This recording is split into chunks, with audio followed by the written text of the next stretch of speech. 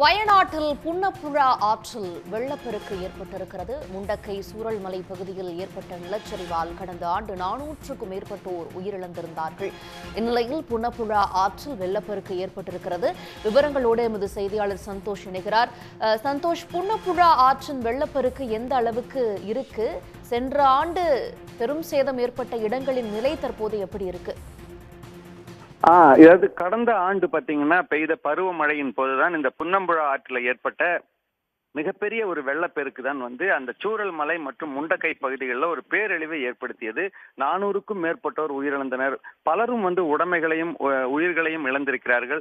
அந்த இடத்தையே ஒரு புரட்டி போட்ட அந்த ஆறு தற்பொழுது இன்றைக்கு இந்த பருவமழை தொடங்கி இருக்கக்கூடிய நிலையில அந்த முண்டக்கை பகுதியில் இருக்கக்கூடிய வனம் சார்ந்த மலைப்பகுதிகளில் பெரும் அளவுல மழை பெய்து வரக்கூடிய காரணத்தினால இந்த புன்னம்புழா மீண்டும் வெள்ளம் பெருக்கெடுத்து வந்து கொண்டிருக்கிறது. தற்பொழுது இந்த மழை வெள்ளமானது முண்டக்கை மற்றும் சூரல் மலை வழியாகத்தான் வந்து கொண்டிருக்கிறது. இந்த இடத்துல யாரும் தற்பொழுது இல்லாத காரணத்தினால் ஆபத்துகள் எதுவும் கிடையாது. ஆனால் தொடர்ந்து அதிகாரிகள் அந்த ஆற்றை கண்காணித்துக் கொண்டிருக்கிறார்கள்.